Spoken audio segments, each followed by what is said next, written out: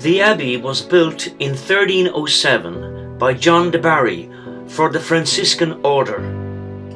It was dedicated to the Blessed Virgin Mary. It is said that the abbey was belonged to the Dominicans. This may be explained by the fact that the de Barrys endowed a monastery at Coole in 1309. Probably the monastery at Coole belonged to the Dominicans, who came here in 1224. After the Reformation, the abbey came into the hands of Richard Boyle, Earl of Cork.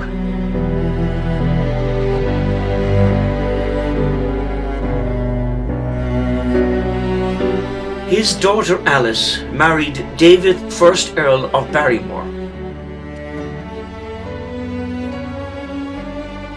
Her father left this property in his will to buy her gloves and pins, and thus this land came into the ownership of the Barrymores. In the cemetery here in Castlelyons Abbey, there is an old stone which few are aware of. The letters are all but erased, but underneath are the remains of Margaret, daughter of David Barry. She was a great patron of the abbey during her life.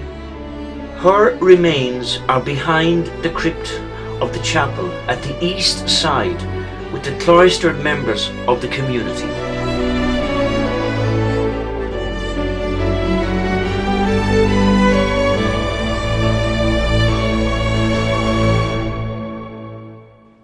When the monks fled the abbey, they went to take O'Brien's of Kilcour Castle, where they were given safe keeping.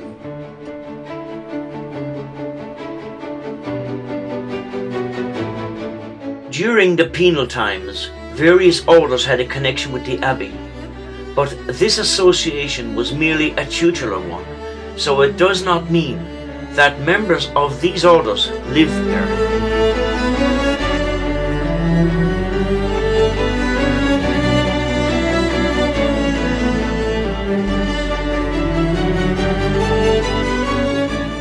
Father John O'Neill, who died in 1760 and is buried in Temple Curraheen near Carrigthuachail, was the last tutelar prior.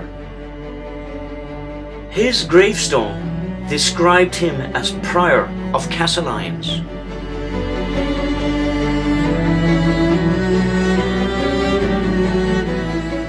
During the 17th and 18th centuries, the abbey was used as a hedge school. One tradition is that portion of the abbey wall collapsed and killed some of the pupils.